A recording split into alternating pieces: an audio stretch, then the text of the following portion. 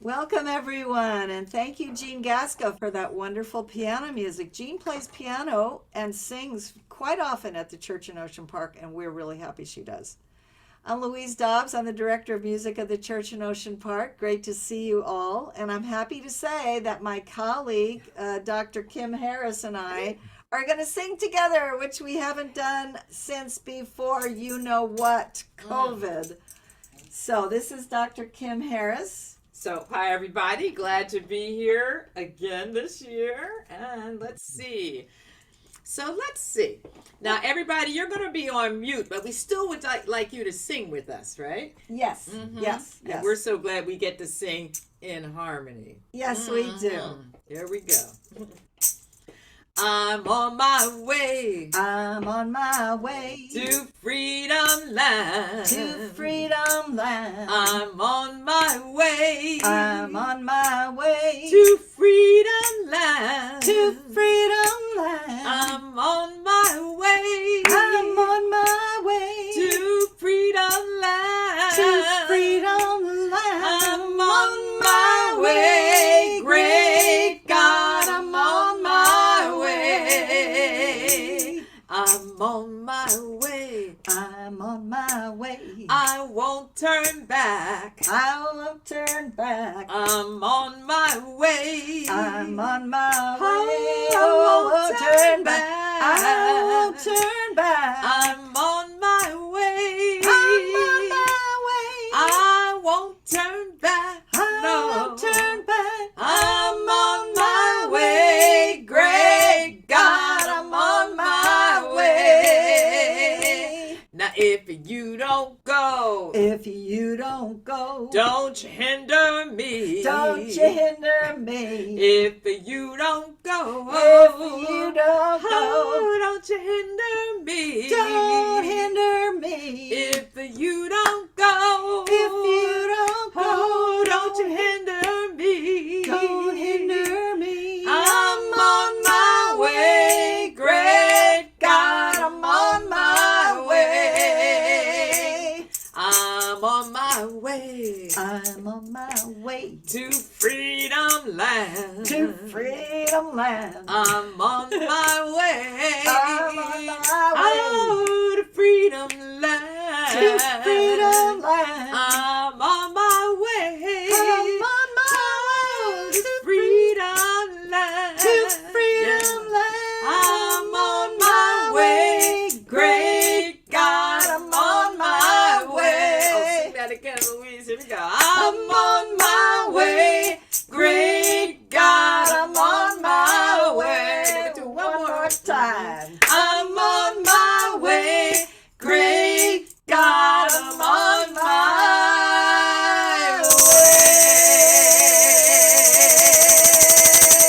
way. Woo! Woo! Thank you so much, Louise and Dr. Kim. It's been a long time since I heard that. Good afternoon or good evening, depending on where you are today. Welcome to Communitas 2023. I am the Reverend Janet Gollery McKithen, and I'm deeply honored to be the pastor of this amazing church in Ocean Park. This is a multi-faith community that is not one group, but many, and not insular, but connected with the community. We work to end systemic oppressions of many kinds and support those who are vulnerable. And in all of it, we are privileged to work with some amazing people, many of whom are in this room right now. So many of you are working for justice and spreading love and healing in your own ways. I want to take this moment to thank you from the bottom of my heart. And I'd like to encourage you to give yourself some applause. If you know how to go down to the emojis and put heart or clap for yourself. Click on applause or another emoji that celebrates who you are and who the people in this room are.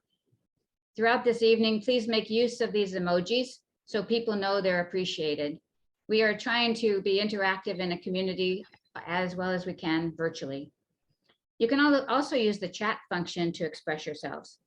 Right now, please go to the chat and let us know you're here. And we'd love for people to see a little bit about who is here and why you've come. What brought you here tonight, this afternoon? We'll be using the chat function later in the program as well. So see if you can get comfortable with it. At the end of the program, we'll have breakout rooms, and these are times for you to go and congratulate each honoree and chat with each other. If you're having difficulties during the program, please send a direct message to Aspen through the chat. You've already met the talented Louise Dobbs. We're so lucky to have her as our music minister at church in Ocean Park for more than 10 years, and she's been a part of the church for more than 30. She's a genius at leading group singing, and we're working to be able to regather so that we can sing together in person again soon. Some of you know that our ceiling is falling down, so we cannot gather in person until we replace it, and some issues alongside of it. We need to raise about $80,000 more before we can gather together again, and about 200,000 more to make it function as it should, but we can get in with 80,000. Louise just sang with Dr. Kim Harris, which was the first time we've heard them harmonize in a very, very long time. Dr. Kim Harris is the Assistant Professor of African American Thought and Practice in the Department of Theological Studies at Loyola Marymount University. In addition to teaching courses on Black liberation and womanist theologies, she leads music in a variety of liturgical and academic settings. She's a proud member and one of the leaders at the church in Ocean Park. And Jean Gasca is our wonderful pianist that you heard. She's also a mathematician, and she cultivates our Tuesdays at 2 programs as well. She's multi-talented. All 3 of these musicians are former Communitas honorees. As we gather, I want to remind you that whoever you are, however you come tonight, you're welcome here. We're interfaith and multi-faith and no faith, so you're welcome if you're Jewish, Muslim, pagan, Hindu, Buddhist, Sikh, Christian, atheist, or some combination, or if you don't identify with any particular faith group. You're welcome always if you're single, married, divorced, gay, transgender, very rich, or living from day to day. We welcome you if you're kind of fidgety, or you're very, very focused, you just woke up, or you just got out of prison. We don't care if you're more religious than the Pope, or if you've not been to temple since your nephew's bar mitzvah. We welcome people of all ages and all abilities. We welcome soccer moms, tree huggers, latte sippers, vegans, junk food eaters. You're welcome here if you're in recovery or you're still struggling with addiction.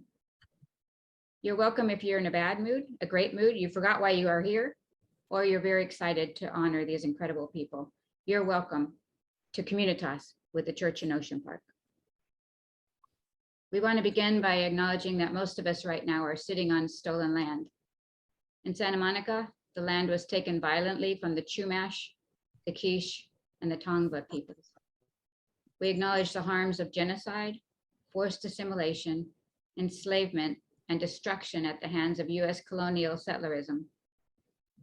We also acknowledge that our communities and country was built on the backs of people who were stolen from Africa, placed into bondage, and forced into labor. We acknowledge that we benefit from that labor that has never been repaid. In our acknowledgement, let us commit ourselves to healing by helping to create a more just and equitable world through the struggle of changing how we do things that we see as normal, but that are actually systemically hurting people. Thank you for being a part of this community today. Thank you for helping break barriers and build more compassion. Thank you for being a part of bending the arc toward justice. And now I have the pleasure of introducing the MC for the evening, Park Skelton. Park Skelton was born in Santa Monica at St. John's Hospital in 1955, a great year to be born. At the time, his parents lived over a garage on 16th Street while his dad worked on the DC-6 at Douglas. Since then, Park has co-founded Santa Monicans for Renters' Rights, and he's been a political campaign consultant for over 4 decades. Park is a slow but persistent bicyclist, probably a lot faster than I am, and a seeker of repurposed photomats. He's trying to retire, but only partially successful. He's created many beautiful things, including a brochure for our ceiling campaign. We are lucky to have any connection with him at all. Please welcome Park Skelton. Thank you so much, Janet. That's a very kind introduction. Frankly, I'm not 100% certain why me, a notorious introvert, was asked to MC this event, but I'm very proud and honored to do so. My connection with the church in Ocean Park began in 1978, when a recently hatched community foundation, operating out of a small closet up in the steeple and co-founded by one of our honorees here today, gave a motley gaggle of young organizers a grant, a small grant, to fund tenant organizing. a step along the road which transformed Santa Monica, which had voted for Barry Goldwater in 1964, to a national model for progressive and humane public policy. Reverend Sandy Richards was the minister of the church in Ocean Park from 1995 to 2005, and she founded the Communitas Awards program. Sandy is currently the minister of Los Altos United Methodist Church. Let's welcome back Reverend Sandy Richards. Hey, everybody. It is such an honor to be here every year, and I am always amazed at the energy and level of spirituality and beauty we can have online through all of you. It's just extraordinary, and what an honor to be here. After all these years, it's been since 2005 that I was the pastor, but I pop in every time I can, and I appreciate the opportunity to read the past Communitas honorees. Many of them have become our ancestors, and in the Christian tradition, we're in the season of Lent, which means that we're thinking about how life does end and how we want to spend our days. And all of these people spent their days doing amazing work in the community, those who have gone on and those who are still with us. Please listen as I read the names. Father Greg Boyle, Frank Durrell, Dr. Kim Harris, Jean Gasca, Larry Dilge, and Mimi Kennedy, the Justice LA Coalition, Viva Vargas, Dr. Karen S. Gunn, White People for Black Lives, Carol Lemline, Youth Justice Coalition, Wendy Zaw, Toundaway Abdullah, Margaret Prescott, LA Student Activist Coalition, Donna Brown, Ayana and Jonathan Parker, Nana Jamfi, JD, Jim Lafferty, Gina Lynn Frazier, Ron Finley, Susan Love Lockmiller, Robert Temple, Mildred Pitts-Walter, Linda Lejeure, Melina Abdullah, Catherine King, Bishop Minerva G. Carcano, Blaise Bonpane and Teresa Colleen Bonpane, Ann Hawthorne, Robbie Jones, Jasmine Leib, Robert Gord, Betty Macias, Jessica Walker, Waverly Nibenham, Judy Abdo, Bill Bronner, and Reverend Sandy Richards, Mike Temple, Abby Arnold, Louise Dobbs, Michael Tarbett, Marcia Zimmer, Ken Genser, Chuck Howell, Susan Millman, Steve Clare, Ross Altman, Hurley Jim Bowling, Buria and David Finkel, Julie Lopez Dodd, Sheila James Kuehl, Reverend Jim Kahn, Susan McCory, Tom Hayden, Elizabeth Keller, John Masseri, Christopher and Maureen Shannon Chappell, Mario Fonda Bernardi, Sylvia Gentili, Tori Osborne, Franci, Tony Vasquez and Maria Leon Vasquez, Patricia Hoffman, David Pettit, Gail Price, Brad Mowers, Dolores Press, Bill Rosendahl, Ida and Bill Butcher, Rita Lowenthal, Fred Whitlock, Denny Zane, Pirko Angelikis, Beth Leader Pack, Vivian Rothstein, Nancy Greenstein, Ethel Gillette, Ralph Metcher, Community Corporation of Santa Monica, Donia Durlam, Maynard, and Sheila Ostro. Those are your Communitas past honorees. Wow, that's an amazing list. Thank you so much, Sandy Richards. We're so grateful for your insights in founding Communitas. Because of your vision and dedication, we have the opportunity to honor people who make a real difference.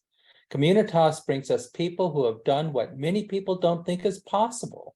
Every year we meet awesome people and are inspired by their courage and motivated by their dedication. Communitas opens our eyes to the good trouble and the good change we can all be a part of. Our first honoree is Dr. Ben Drati. Dr. Drati was the superintendent of the Santa Monica Malibu United School District. He led some courageous, important change during some very challenging years. During the pandemic, escalating racism and increasing polarization. We will hear from him in a moment, but first, we have a musical offering by Arne Batson.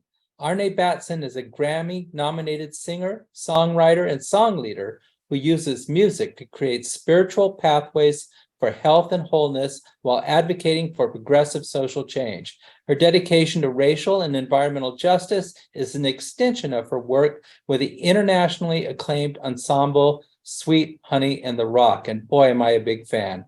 This is her third time with us at Communitas. Please welcome Arne Batson. Greetings, all.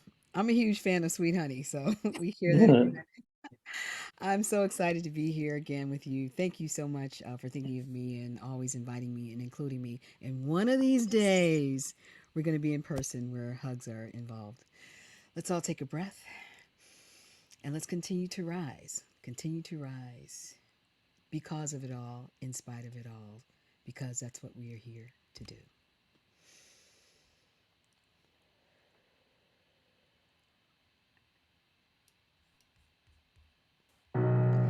You're broken down and tired of living life on a merry-go-round, and you can't find the fighter, but I see it in you, so we're gonna work it out and move mountains. We're gonna walk it out and move mountains. And I'll rise up, I'll rise like the day, I'll rise up, I'll rise unafraid, I'll rise up, and I'll do it 1,000 times again.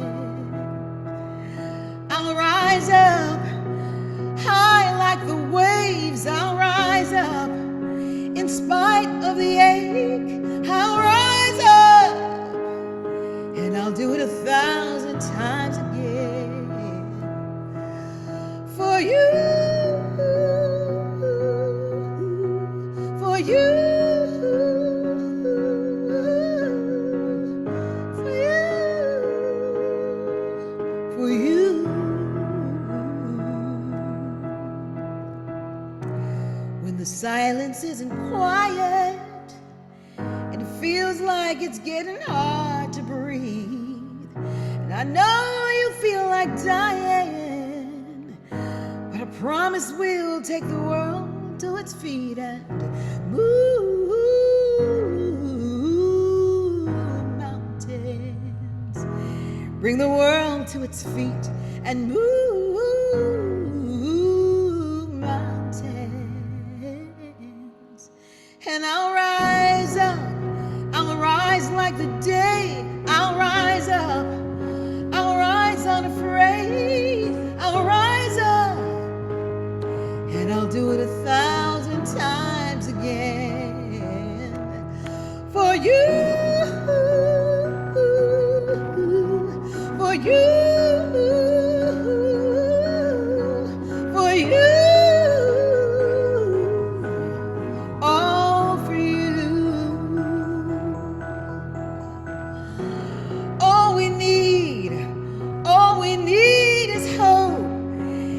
That we have each other,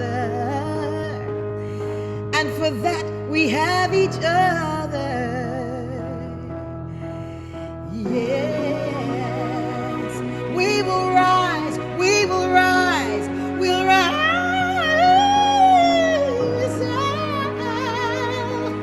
we'll rise, we'll rise up.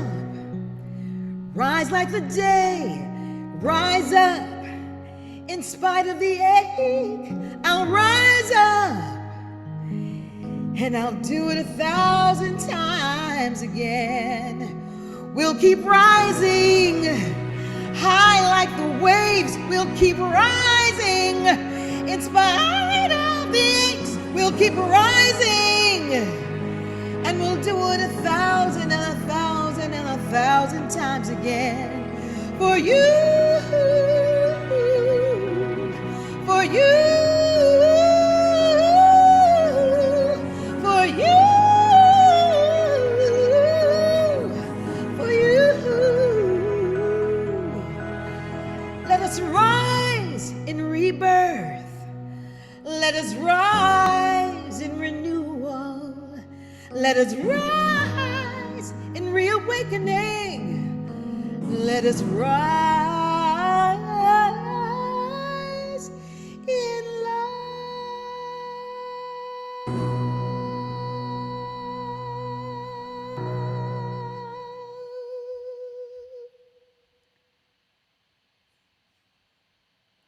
Wow.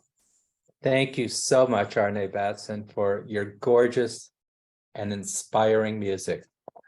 Now, if anyone can follow that, here to introduce Dr. Drati is Richard Tavildaran Jeswine. How did I do? Santa Monica Super Dad Richard TJ is a member of the Santa Monica Malibu District School Board and a professor at Santa Monica College. He's been involved in so many great projects benefiting our local students, including social justice learning standards for the schools and improvements to classrooms and other educational facilities. He's a former SMER chair and has lived and worked as an activist in Santa Monica for more than 2 decades. Newcomer. We welcome him to introduce Dr. Ben Drati. Welcome, Richard. Thank you, Park. Oh, Arne, what a blessing that was. What a gift. Thank you so much. And Reverend Janet, thank you so much for your welcome, for wherever we are and who we are to be here this evening. Thank you. I want to say that my introduction of Dr. Drati, as we know Ben, I had to knock people over to be able to do it. So I'm supposed to report from the very beginning of my very brief intro that, Ben, this is an intro and a welcome from all of those who love you from Santa Monica Malibu Unified School District and our board. And many of our members would be here tonight, but it's Stairway to the Stars, as Ben knows, a big night for the kids in our district. So they would be here too. I'm supposed to give my very best. You know, everyone, we can look at the incredible program book that was put together tonight to celebrate the honorees, to find out so much more about Ben. But when I was considering what to say and how best to say it, I was caught by something that Reverend Janet said on more than one occasion in the many years I've known her and the folks who are associated with the church in Ocean Park, that what we do matters. What we do matters. And I was thinking about Ben and his exemplifying and living each and every day what he taught me to be agape love. So this notion of agape love, this unconditional love, and we know that this is oftentimes seen as the highest form of love, a love that shows empathy, that extends the desire for the good, for good, for all, that works for the best for all people, for all persons, with good intentions and kindness and care. Dr. Ben Drati is a warrior for justice. His life, his experiences have served to form his identity and the person that he is today.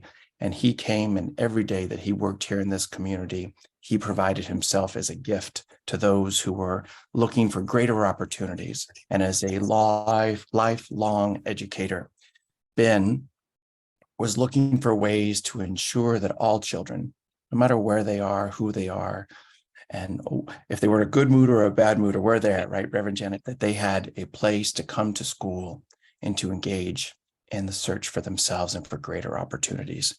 I always like to tell folks that while we on the school board, while we hired Ben, while we looked for Ben, he was also looking for us. And just as much as we chose him, he chose us.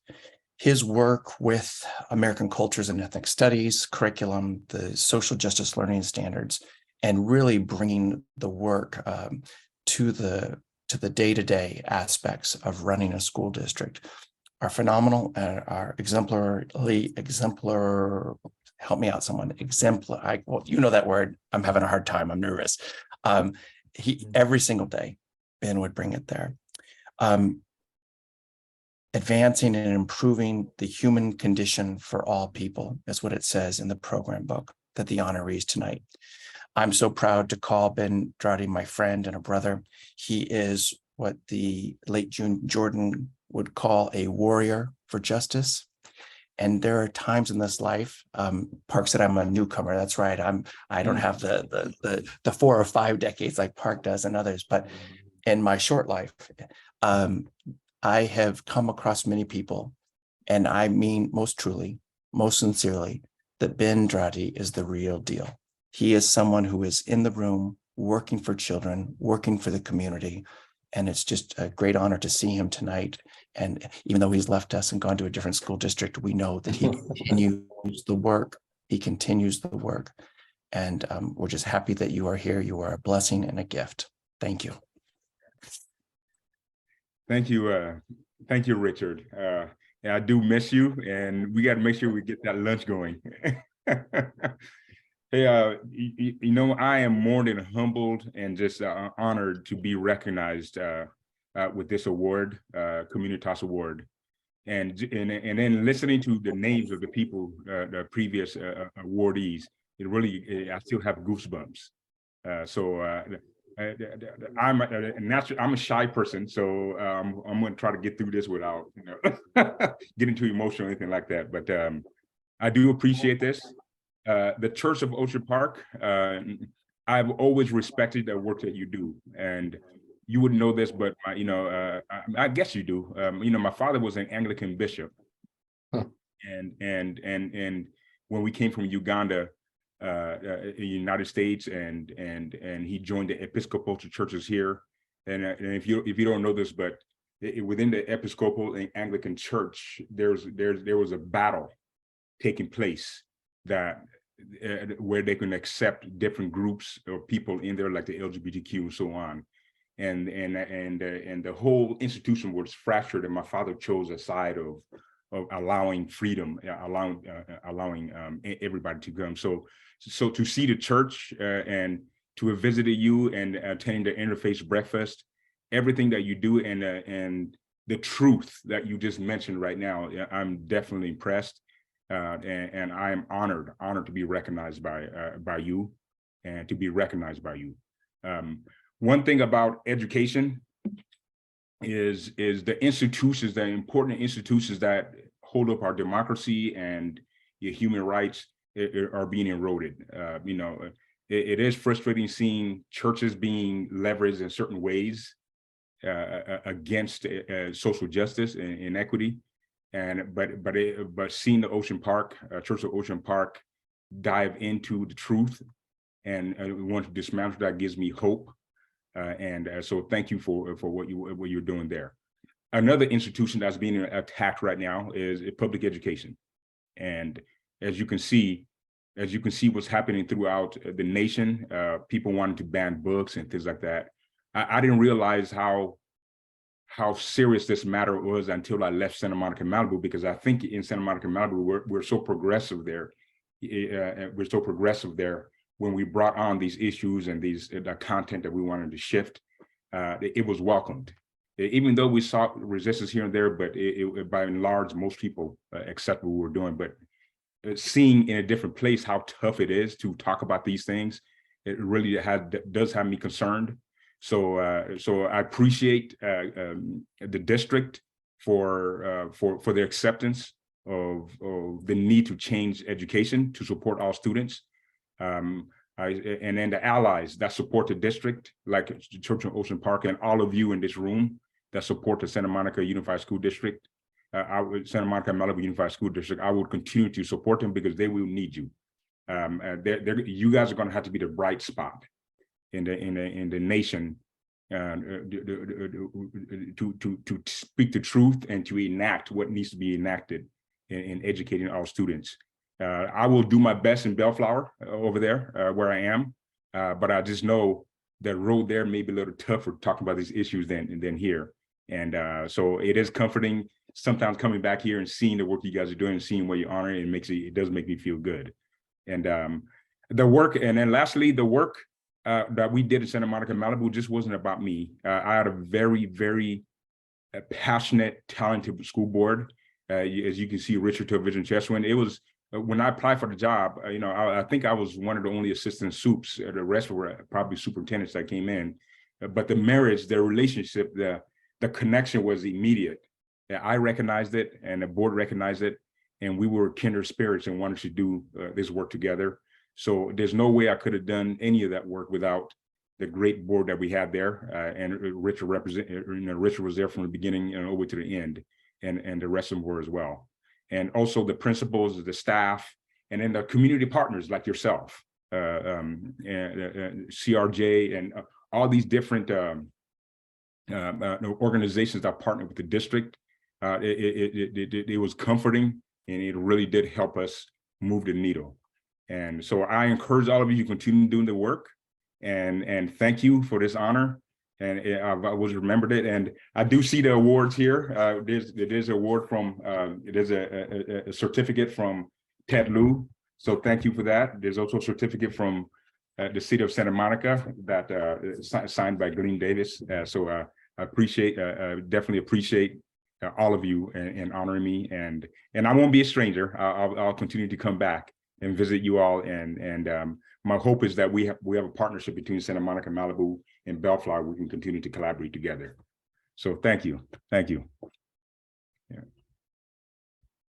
Thank you, Dr. Drati. Dr. Drati, I am very emotional about you being here. I really support what you did while you were here, and I respect you a lot, and I'm just grateful that you're here, and I'm grateful for your work. Thank you so much. I know it wasn't easy. I know in city of Santa Monica, even though we're progressive, sometimes we kick people out that are trying to do good work. And sometimes we make it more and more difficult. So I really appreciate you sticking through and moving the needle anyway. Yeah, progressive as we are, we have, and it's difficult to move the needle here as well. So I appreciate it. So some of you don't know who the church in Ocean Park is, so we're going to take 1 minute to show you just who we are when we can open our doors. So our tech is going to show you a little brief video right now, and it just shows you what can happen or what has happened inside of the church when we actually make it inside. Right now, as you know, the ceiling is keeping us from being inside.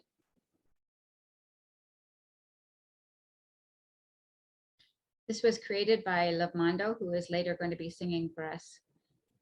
These are some of the young people who have been, this is at Santa Monica College, and this is at another Communitas. You can see that it's very nice to do it when we're in person in the yard. And then we are interfaith, so this is a Kwanzaa celebration. We also do Bodai Day and various different religious holy days. This is how we're interactive on Sunday mornings and everywhere else, and we like to sing, and we also work. we have a good time. This is we're active in the community all the time, and we started our first queer prom over 10 years ago. We celebrate sometimes by walking in the streets for justice, sometimes by creating sandwiches and food for people. And this is another Communitas as well.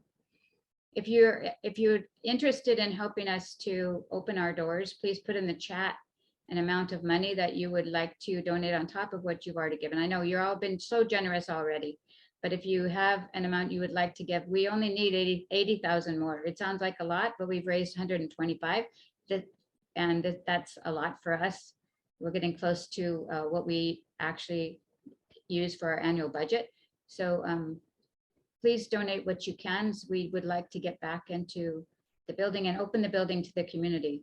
It's a community asset. It's not only for Sunday mornings, it's for Girls Central, Girls Empowerment Group. It's for queer prom, usually results in LGBT programs throughout the year that meet at the church in Ocean Park. We have a kids with disabilities group, and they can't meet on Zoom. So we're really missing those kids as well. Our second honoree is Kathleen Benjamin.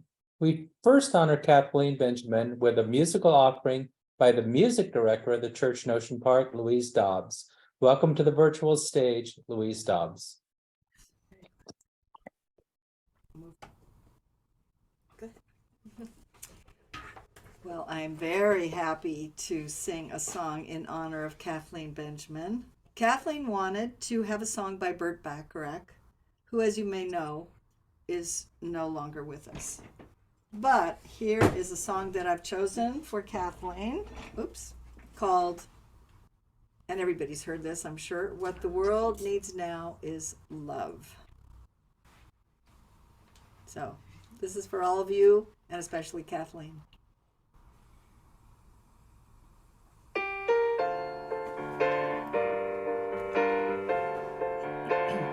What the world needs now is love, sweet love.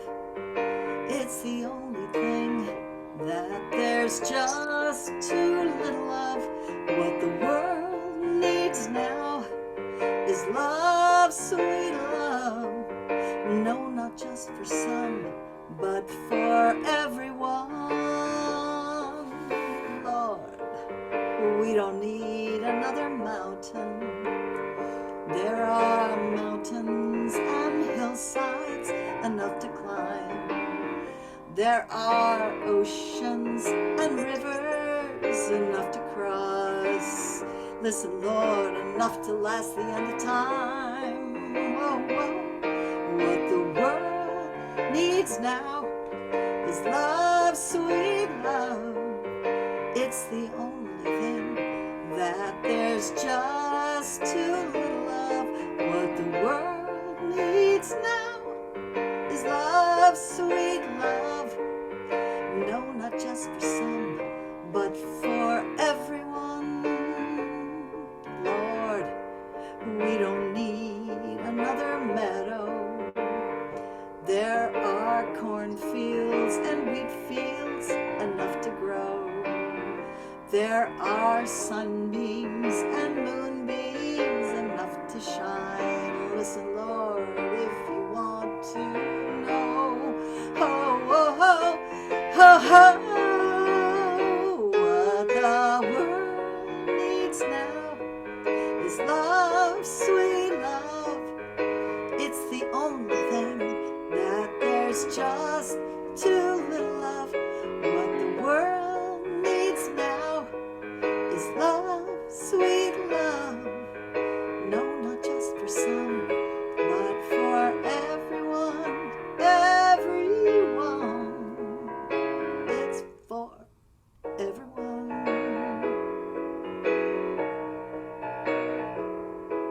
Thank you so much. No, not just for some, but for everyone.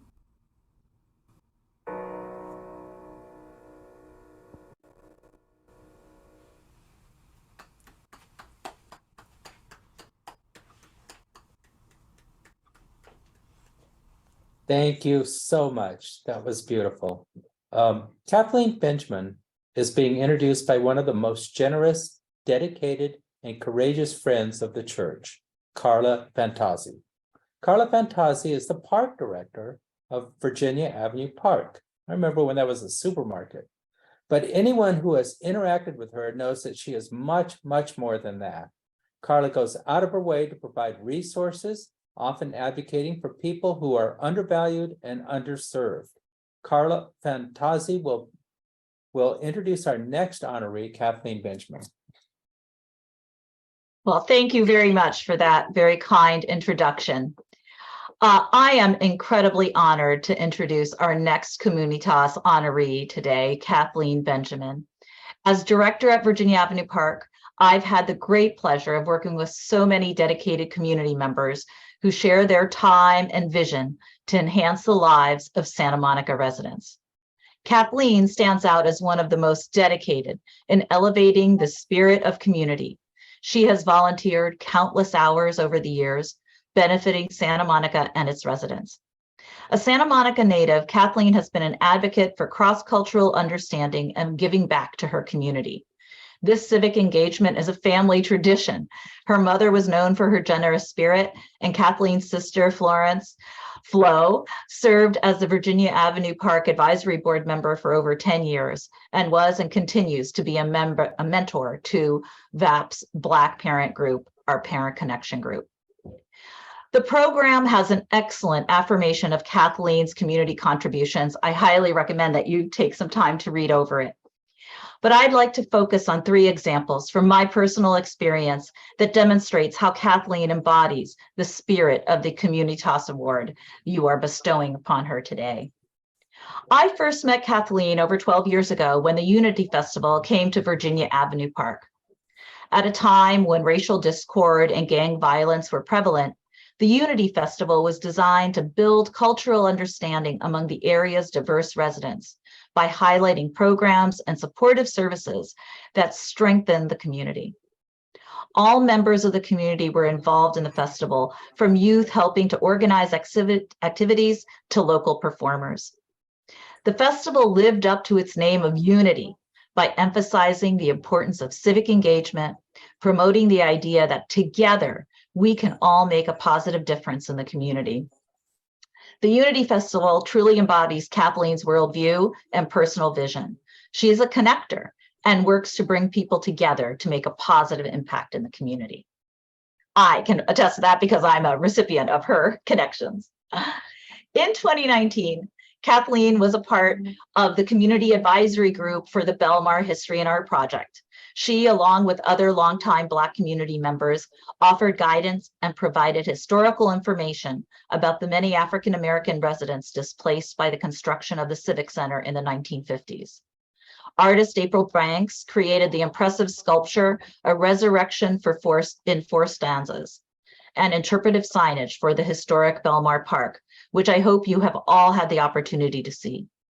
Kathleen generously shared her time, knowledge, and passion to help realize this project. She has become so involved with the arts and culture of Santa Monica that she was recently appointed to the Arts Commission for the City of Santa Monica.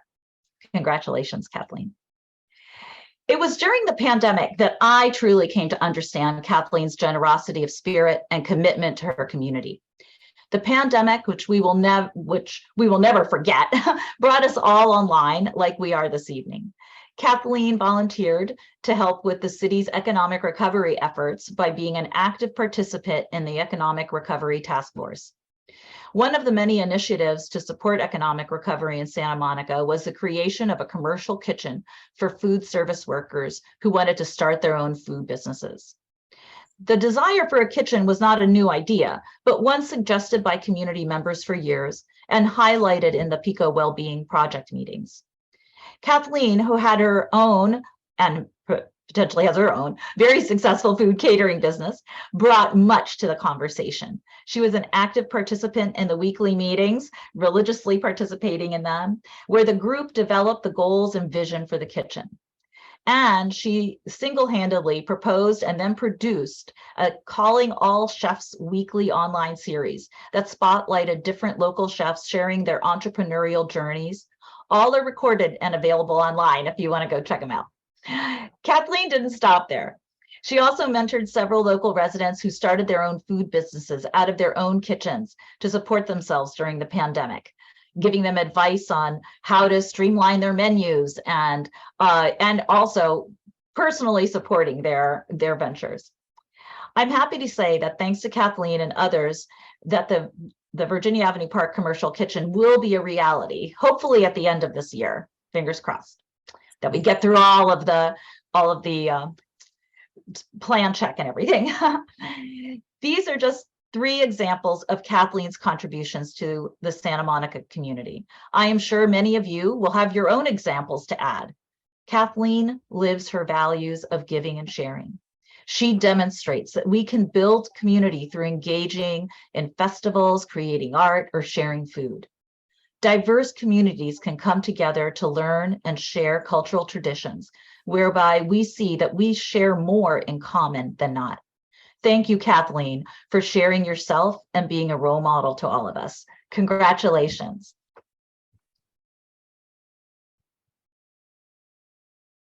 What an awesome introduction, Carla. Thank you so much. I think you said it all. Carla, thank you, thank you, thank you. I am so honored to be honored. I really appreciate this award. And it says, honoring those who embody and elevate the spirit of community. I am so committed to this community because for my entire life, it has always supported, inspired, and nourishes me. The church at Ocean Park is a place where I first experienced an interfaith, where they truly honor, respect, and celebrate all faiths. The church in Ocean Park is also a place where I notice the community comes to find a place to generate new high-level solutions to old issues, creating a new culture of change, a culture of belonging, a culture of encouraging, and a culture of healing. So Reverend Janet and the church in Ocean Park, thank you for this award, and thank you for being that generative space in the community where we can come and create a high level of change, something we often haven't seen before. There's an African Ubuntu proverb that says, I am because we are. I am because we are. When I look at this award and I look at this screen and I see all of you people that I've done all these projects with, it's exhausting.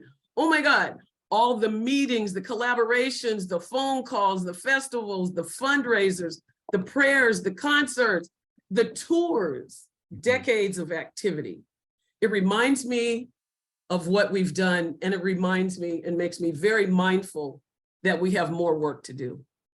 The community of Santa Monica and the church in Ocean Park is that place that tips the scales of equality. It takes a small voice and allows it and nurtures it so that we can deliver a large message. I am because we are. It all happens in community. I'd like to speak a word of gratitude and celebration for the following community members who are no longer with us, who have contributed to my life and contributed to the community of Santa Monica. Alice Beckwith, Lissa Sprinkles, Tony Hartley, Delcy Jones, Rose Kaufman, Joanne Levitt, Elnora Buchanan, and Rebecca Benjamin. Change happens in community, and I'm happy to be in community with you. I want to leave you with these words. We are the ones we've been waiting for. We are the love that we seek. We are the seeds we've been sowing.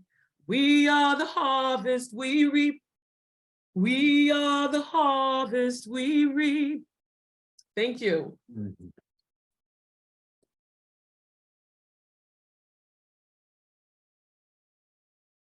Thank you so much. That was so inspiring. And thank you, Kathleen, and thank you, Ben, for sharing your gifts with our community and the world. We thank you both and Sarah Pillsbury, who will be honored in a few moments. But first, there are some other folks who recognize how much you have given to the community, and they're here to thank you as well. We have officials bringing commendations from local, regional, and state offices, and we'll begin with our mayor, Gleam Davis, from the city of Santa Monica. Welcome, Mayor Davis. Thank you, and thank you for inviting me. I want to be brief because I want to hear more from the honorees and from everyone else who's here. I do want to point out, however, that in particular, you can tell how much Ben Drati meant to this community because immediately after he left, his favorite restaurant, Flower Child, closed. So that tells you something right there. So, you know, these are three tremendous honorees. Ben, Kathleen, and Sarah. I hope it's okay to use your first names, but we are in community here. And I think that there are three things that you all share and bring and make you worthy of the tremendous honor you're getting here tonight. And the first thing is your compassion.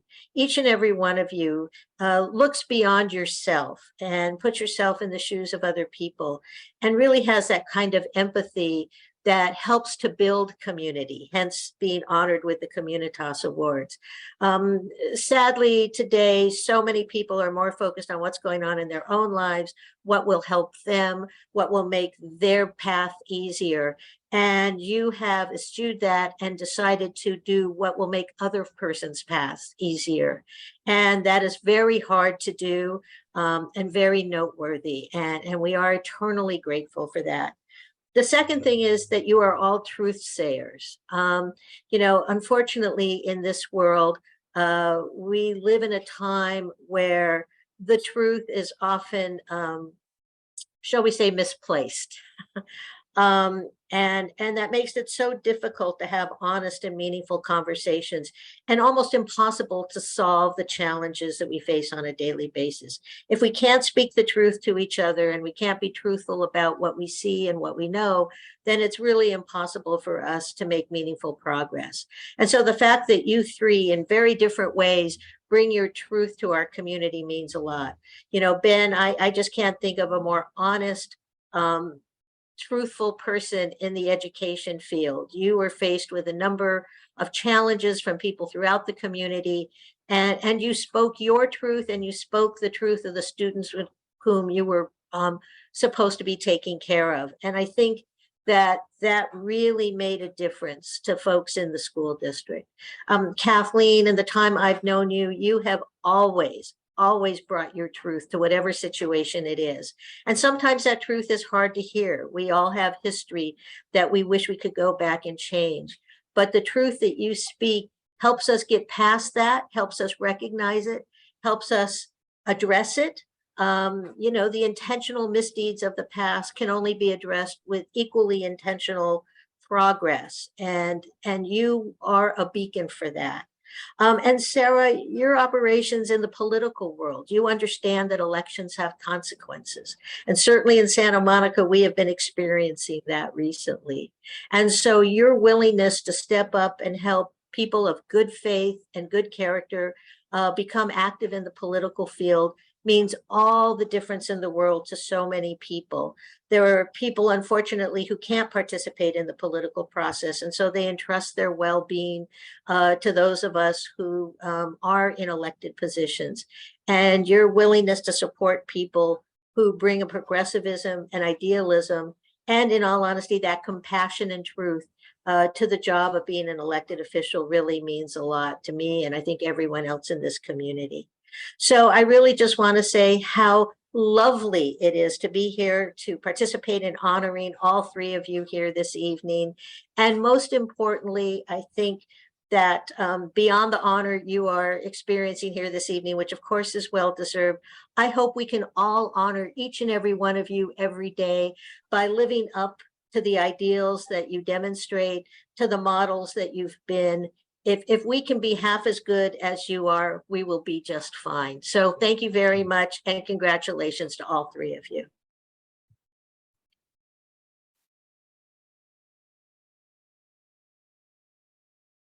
Hey everybody, Senator Ben Allen here, wishing everyone a very happy Communitas. To all my good friends at the Church in Ocean Park. I know it's been a tough couple of years, especially with all the challenges of the ceiling. Obviously, we want to do everything we can to help the church get back on its feet. The church has been such an important part of our community and social justice movements in so many different respects. And you can count on me as a good friend and partner for the Church in Ocean Park. This is an event that I've participated in for many, many years. And I want to send a very special shout out to the three honorees, Kathleen Benjamin, Dr. Drati, and Sarah Pillsbury, for your leadership in our community, especially to Ben Drati, my friend. I served on the school board not too long before Ben came on to serve our district, and I just know what an incredibly challenging position the superintendency is, and I just want to thank you for all the work you did for our district and for our youth. Similarly, Sarah and Kathleen, you've just been such great community leaders for such a long period of time, and the three of you are really part of what helps make the fabric of Santa Monica strong, this wonderful community that we've built for ourselves and for for the next generation. So thank you for all that you do. Thank you for your service, and happy Communitas.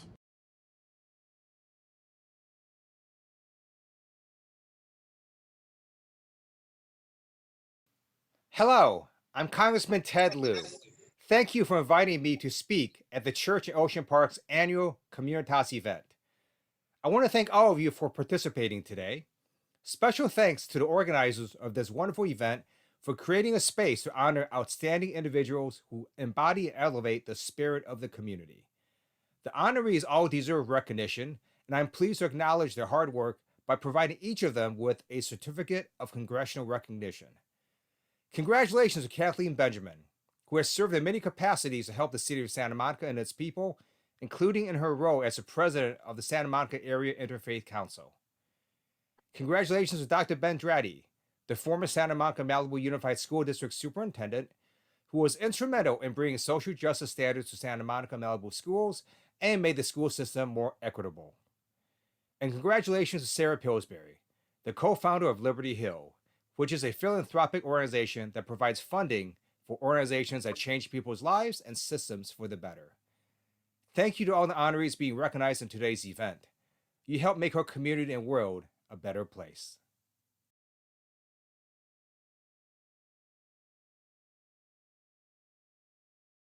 Our third and final honoree for Communitas 2023 is someone I've known for a very long time, Sarah Pillsbury. Sarah is well known among people working for peace and justice. She's a co-founder of the fabulous Liberty Hill Foundation, which leverages the power of community organizers, donor activists, and allies to advance social justice. Lovmondo will be performing a musical offering called Chocolate Jesus. Lovmondo is an extraordinary musician and a core part of the church in Ocean Park. His spirit and gifts elevate the groups he is part of. Please welcome Lovmondo.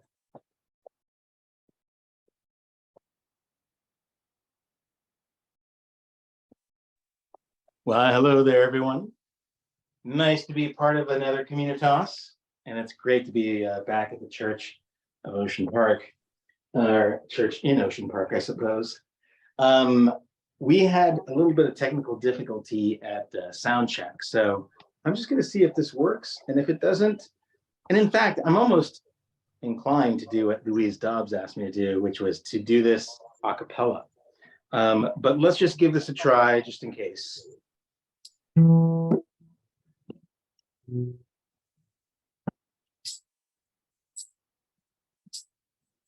anyone hear that?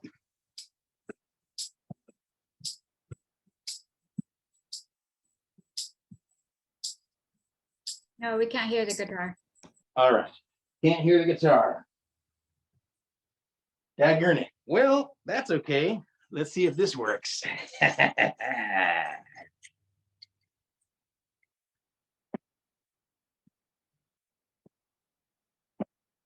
Hopefully you can hear that.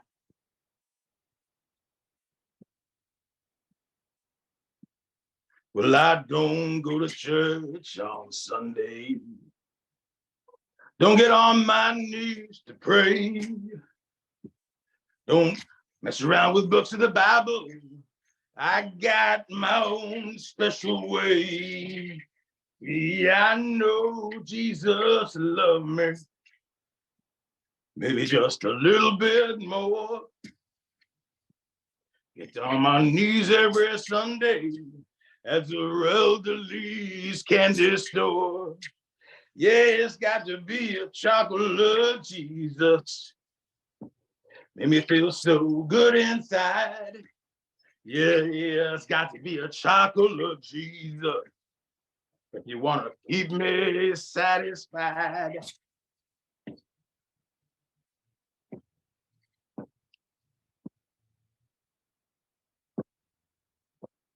Well, I don't want no apples there, but don't want no almond joy. You see, there's just one thing better, suitable for this boy. Well, it's the only thing that can pick me up. Better than a cup of gold. You see, only a chocolate Jesus can satisfy my soul. When the weather gets rough and there's whiskey in the shade, it's best to keep your Savior wrapped in cellophane. It flows like a big muddy, but that's okay. Pour him over ice cream for a night. Oh, yeah, it's got to be a chocolate Jesus. Good enough for me. Yeah, it's just got to be a chocolate Jesus. Good enough for me. Yeah, it's just got to be a chocolate Jesus. Make me feel good inside. Yeah, it's just got to be a chocolate Jesus. If you want to keep me, yeah. If you want to keep me, yeah. If you want to keep me satisfied, yeah. Oh, get down on my knees, chocolate Jesus. Get down on my knees, chocolate Jesus. Yeah, get down on my knees, chocolate Jesus.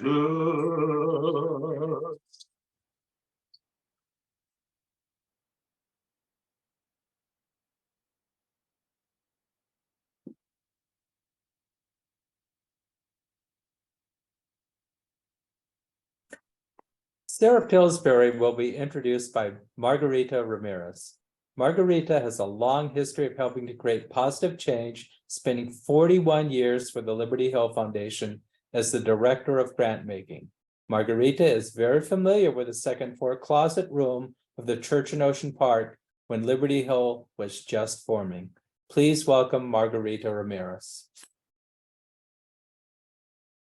Well, thank you. I'm so pleased to have the honor of introducing Sarah Pillsbury, someone who is first and foremost a dear friend, and someone who I believe captures all that matters to make a good life worth living. You know, family, friendship, passion for social justice, and a lifelong desire to just make things right. I hope you all got a chance to read Sarah's history, credible history in our program book. I don't have time to go over it all again. But I believe Sarah's most important and triumphant accomplishment, well, besides giving life to her kids, Nora and Will, of course, was the creation of Liberty Hill, Liberty Hill Foundation in 1976, along with 3 other individuals who believed simply that real change happens from the ground up and that organizing is key to moving action forward for the long haul.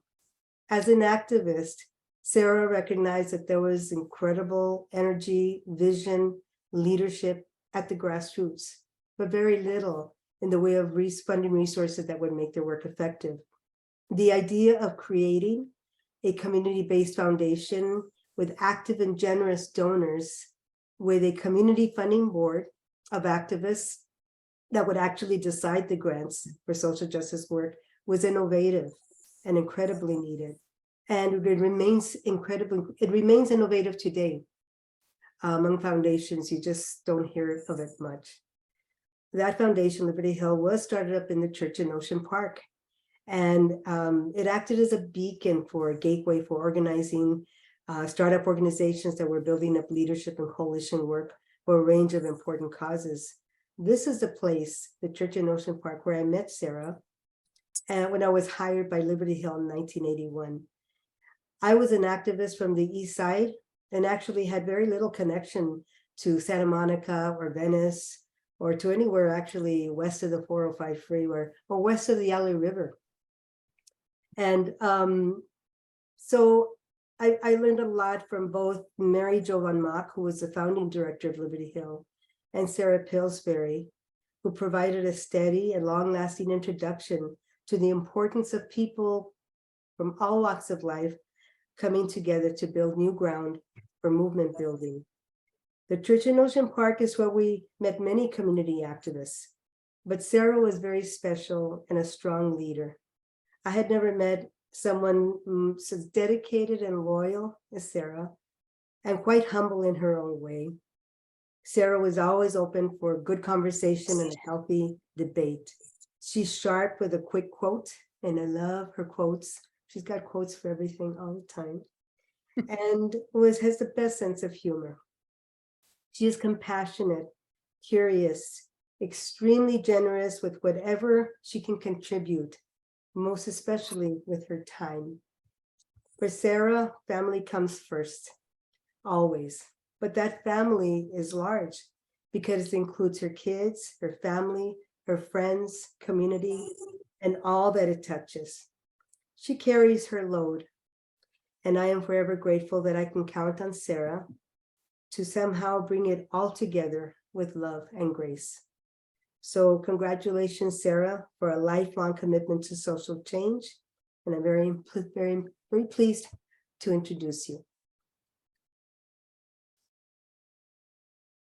Thank you so much, Margarita.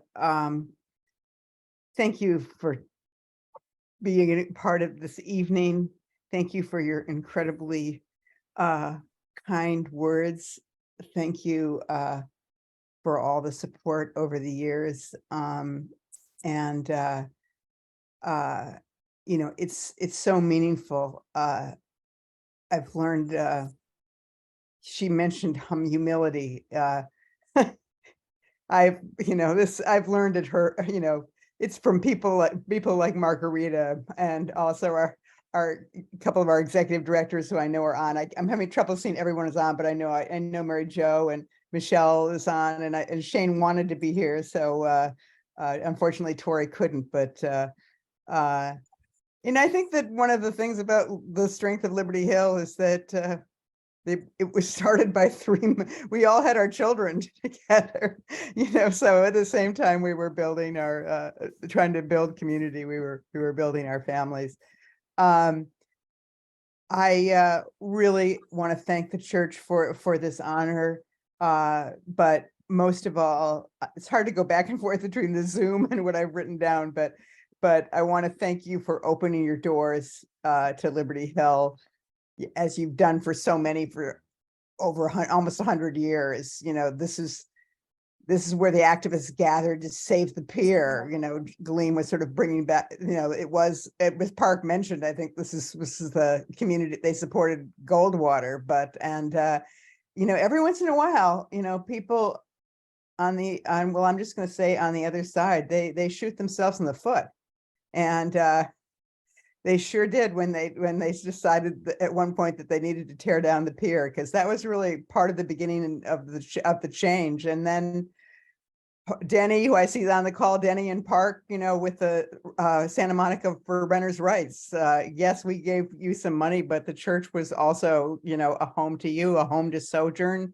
That was one of the first shelters for victims of domestic violence. And the Ocean Park Community Center, now the People's Concern. And Sheila Kuehl wishes she could be here tonight, but she, she says she'll always remember the church is where she attended her first lesbian dance.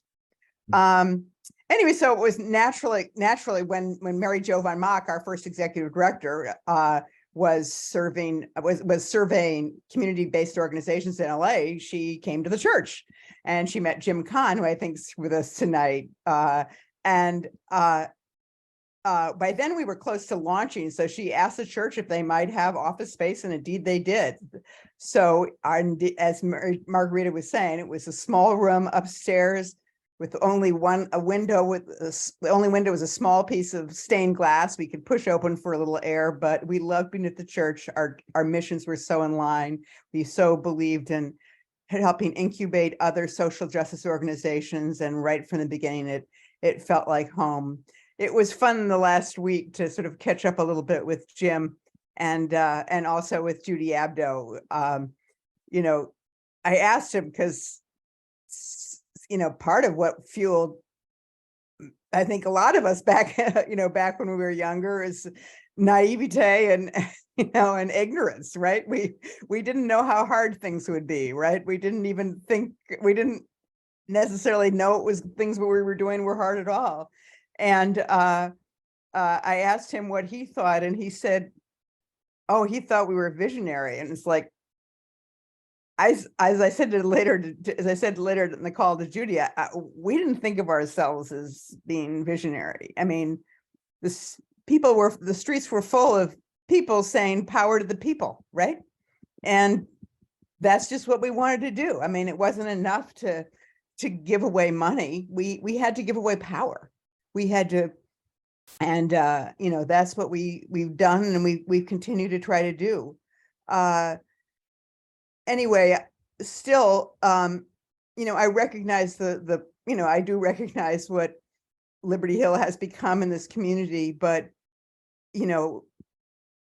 needless to say, it's not anything I did on my own. And so when I was asked if I was willing to be honored, I was reluctant. I'm sure the other honorees were as well. And it was daunting, you know, reading over, as Sandy did for us, the past honorees.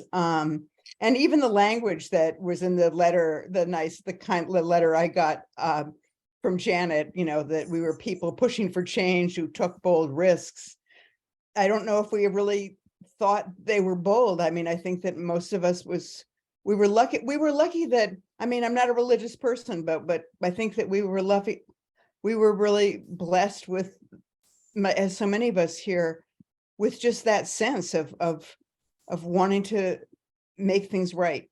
And our strength comes from being surrounded by community. And I can't go through it all, but thank you to all my friends who I see on the screen and who have been so important to Liberty Hill's growth. But of course, I had more than the strength of community and the spirit of my generation and the social movements that were all around me as I was growing up. You know, I've always had the wind at my back, right? I was born to a wealthy family with a long history of philanthropy and public service. I mean, you have to be pretty empowered to start a foundation when you're 25, right? You know, who does that? It's funny, I remember the first time someone called out, you know, my sense of entitlement. I was a sophomore in college and I was taking a tutorial from the Otis Cochran. He was a student advisor and a leader of the Black Law Students Association. One day I went for a meeting in his office and the door was ajar. So I just pushed it open and walked in, right? And he looked at me bemused and said, "You walk through a door like you've never had one shut in your face." And like so many, you know, teachable moments that life presents us with, it took me years to absorb all the lessons that were offered at that moment. And I'm still learning. I hope I've become more gracious and respectful of people's boundaries. You can tell me. But certainly one powerful lesson was realizing that I had the wherewithal to open doors for others. In LA in 1976, community organizers didn't have access to people with wealth or foundations. I'm proud that Liberty Hill was able to help open doors and wallets for those leaders. Now, almost 47 years later, we live in a more robust, progressive community where organizers and access have gained power. And well, one of them's the mayor of LA. But I don't need to remind anyone here that there are still so many people who are left out in the cold, literally. And I'm honored to be in the company of people who are devoted to opening doors for all those people, and hope that soon together we can open the doors of this church once again. Thank you all so, so much.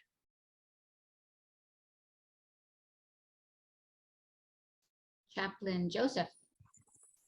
Well, it's wonderful hearing from the work and the ability to bring people together as I listen to the various speakers and those of our honorees. Very great work, very thankful. Now, my job today, now I'm a chaplain, not a fundraiser, but my job today is to raise $10,000 in 4 minutes. That's what I have to do today. Why 10,000? Because it will bring us abreast of last year's Communitas total. Why 10,000? Because it's going to provide some measure of consolation and take away some of our stress as we go towards the finishing line. So I had a dream last night, and this is true. This is true. I had a dream last night, and as a result of that dream, I'm going to donate, I'm going to pledge my last 4 days' work at the hospital. So I worked for 4 days 2 weeks ago, and I'm going to pledge that amount this afternoon. That is exactly $1,000, $1,008. So that is my pledge right now, $1,008. That is exactly what I got. So take away that from the 10,000, so you only have 9,000 to raise in the 4 minutes that I have now. So I'm going to start with 5,000. Anyone here, any individual here, or family member, or family together is able to pledge 5,000? No, Anybody? Raise your hand if you are, if you can. Raise your hand if you can, or maybe put it in the chat. Well, I want to let people know that there's been an offer to, if you do raise 10,000, there'll be 10,000 more coming in from George Brown. Mm-hmm. It's a matching grant. Right, okay. So I see a hand up. That was for 1,000. I'm starting with 5. I'm going to go down. Anyone with 5,000? 5,000 going once? I don't see any hands up. 5,000 twice? Don't see any hands up for 5. Okay, no one for 5. Anyone? I heard somebody. Oh my gosh, there's someone who Laureen just pledged a 5,000. Okay, Wow. could you put that name down, please? Thank you very much indeed. Wow. God bless you. And I was just wanted to say that I'm going to commit to, I don't know if this counts, but I'm going to commit to raising 2,000. I know a lot of my friends have contributed already, and I contributed, but there are people who I just need to give a little bit of a nudge to, and I'll do that for sure. Okay, thank you very much. Okay, I was going to come down to the 2 from 5. I was going to go to 2005. So let me stay with the 2005 a little bit, if you don't mind. Anyone with 2005? You can raise your hand or say. Anyone? 2005 going once? 2005 going twice? Nobody? Okay, nobody for 2005. Okay, we're going to go into the 2000 bracket now. 2000. Anyone else besides Sarah? Beside our honoree? 2,000 for this evening. Don't see any hands up. 2,000. 2,000 going once. 2,000 going twice. Nobody else for 2,000. Nobody to match the honorees offer. Okay, so we're going to go to 1,000. Similar to my donation, my pledge, 1,000. Any more 1,000s? Stacy and I pledge 1,000. Okay, thank you very much. Another 1,000 into it. Okay. Anyone else for 1,000? You or your family together? Is someone adding up what's in the chat? Because there's a lot of money sitting there, and I want to. Okay, what's the total now? Could somebody? I'm not seeing it. I'm almost there. Yeah. What's the total? We're working on it. We're working on it. Yep. Okay. Okay, well, we're still with the thousands.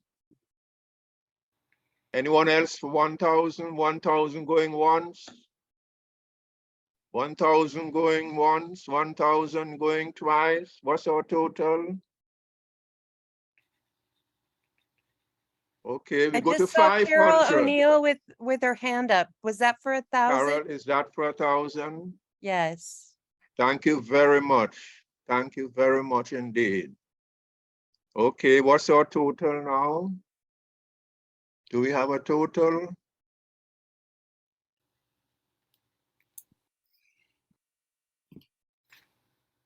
All right, we're going to move from 1,000. What about 500? We'll close with 500. We don't want to make this too long. We'll close with 500. Anyone for 500? John Manulus and Liz Heller have 500 in there.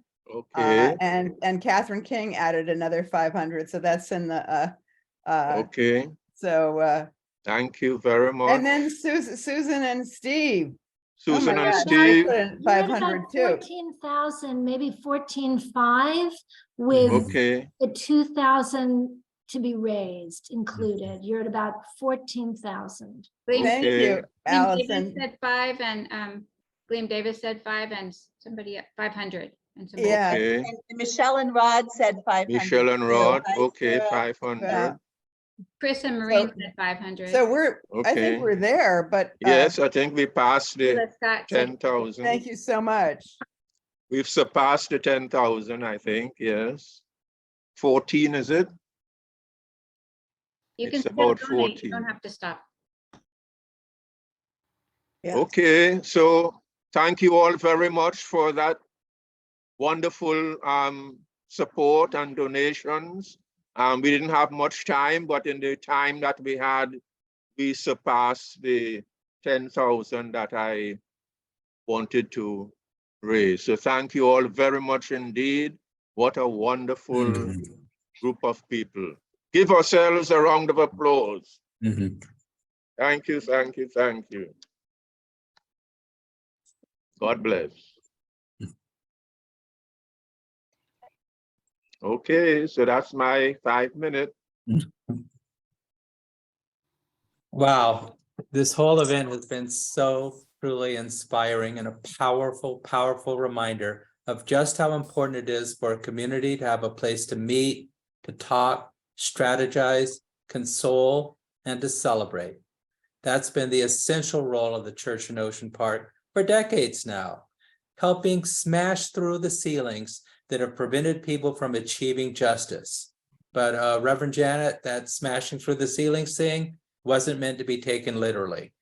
So I appreciate everything everyone has done to help reopen the doors of the church in Ocean Park.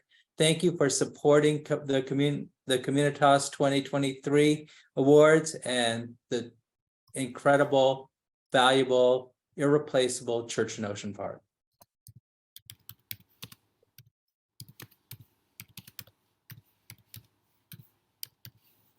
Well, here we are again. Yeah, Dr. Kim and I will close this event out with a song by Pat Humphries of Emma's Revolution. Kim? Okay, here we are. Yes. We're gonna keep on walking forward.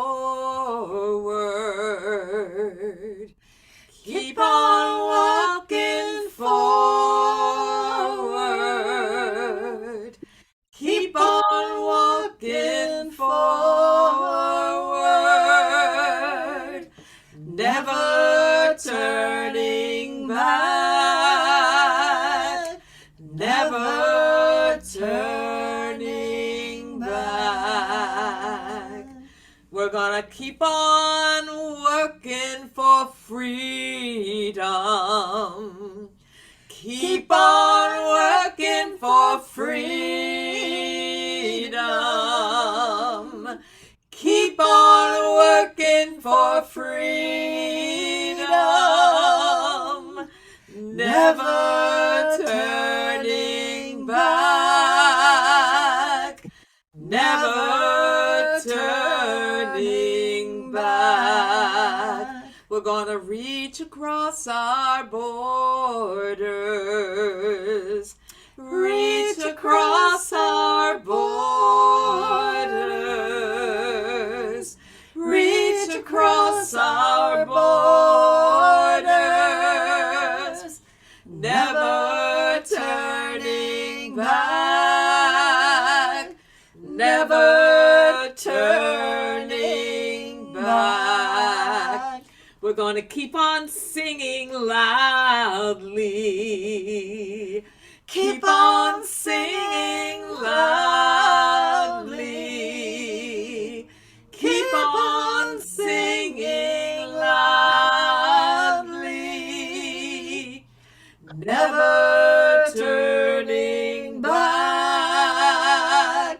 never turning back. We're gonna keep on moving forward. Keep on moving forward. Keep on moving forward. Never turning back.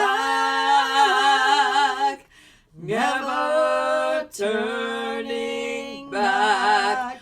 Oh, we're never turning back. Never turning back.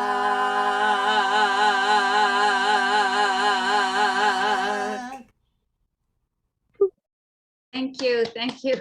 Beautiful. Thank you all. What a beautiful evening. What a warm, enlightening, and beautiful evening together. I thank you for it all.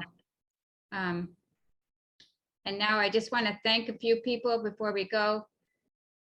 Thank you to all of you who came, first of all. Due to COVID and our ceiling falling down, we've, as you know, lost thousands of dollars. And so thank you so much for all you've done to help us reopen our building and get back to being an asset of the community that we are. I want to thank the Communitas team for putting this together. Susan Millman, Stephen Clare, Robert Gord, Patricia Hoffman, Hurley Jim Bowling, Bonnie Johnstone, Teresa Von Payne, Ann Hawthorne, Joseph Hepburn, Joanne Berlin, Louise Dobbs, Barbara Inetsugu, and the office and finances, Aspen Bellafuel, the website, Linda Bond, and the Zoom tech, Natalia Zernskaya.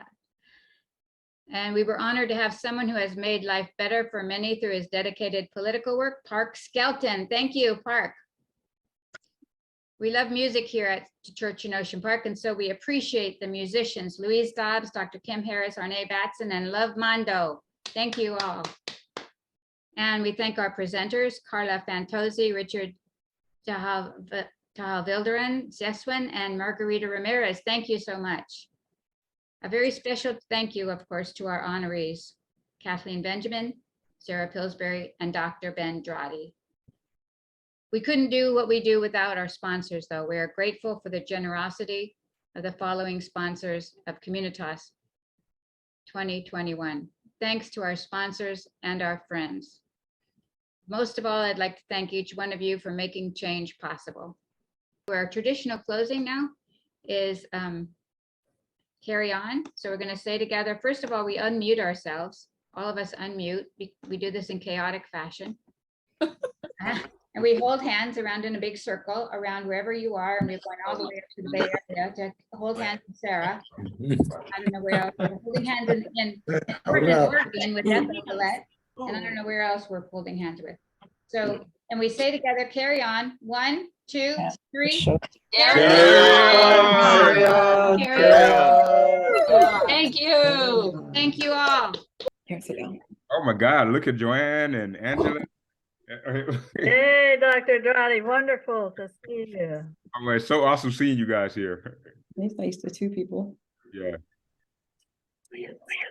Maybe give it a second until people get in. Hey, Hi, Dr. Drati, it's good to see you. Hey, Dr. Scott, congratulations, by the way, getting to USC. Oh, Dan, I'm going to leave this room because the other people are lagging and you've got so many followers. I'm happy to see you and I'm really happy that you got the award. And I am so sorry that you've left Santa Monica, but I'm glad you'll be back. Yeah, I won't be a stranger, and I appreciated everything you did for me while I was there, and you're an inspiration. So thank you. Ben, I just want to say congratulations. I'm not sure that we've ever had the chance to meet, but you've inspired me, and I certainly want to get a chance to meet you and get a chance to speak with you. Bellflower has a great man in you, and a great person of a good position with a good heart. So I'm really happy that you're excelling and succeeding in the dreams that you want, because you're making other people's dreams come true. So Hey, thank Very you, noble. and I loved your song too. So if you play somewhere, I'm gonna seek you out if you do concerts in different places. So we're gonna try to find where you are. You might just find me at the church in Ocean Park. Mostly. Hey, I want to introduce my wife and my daughter. They're here. I don't know what square it is in your sheet, but Sakina, my wife Sakina, and my daughter Shanice. So they're able to join me in the presentation. Hi. Hi. Hi. Hi. Hello. Well, do you guys have any questions or anything, or want to know So anything? how are you finding it out there in Bellflower? It's different. It's different struggles there. You know, it's what we call a concentration district, meaning majority of the district is socioeconomic disadvantage. Ah. About 66% Latinx and 18% African American, and then a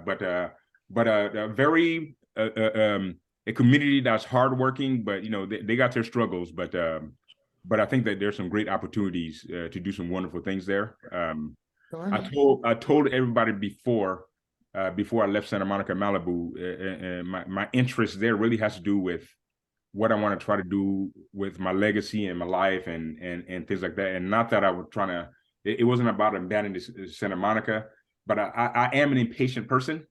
And I use the analogy of a sponge, and I said, I got some a bunch of ideas I want to incorporate in public education. And a lot of times when a district is good, it becomes that much challenging. That's more challenge to be greater, right? So I would say if this was a sponge, and an example of the sponge is if a 100% saturated sponge, I would say that's a perfect district.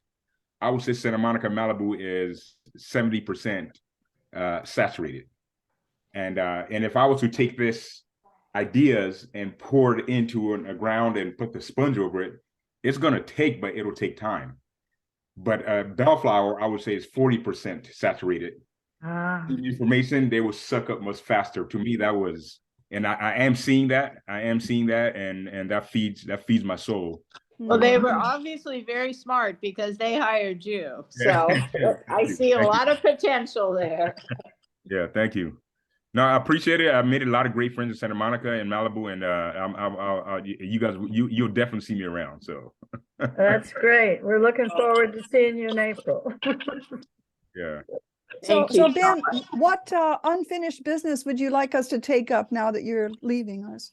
Well, as I mentioned earlier, there's just your allyship to the district is essential. And I think if what I'm trying to do, and I think you guys have mentioned it, at least in the Committee for Racial Justice, a lot of times when we try to address inequities, unless you name the actual issue, you're not gonna deal with it. So if you look at the state of California, for example, they talk about specific subgroups that we need to focus in on,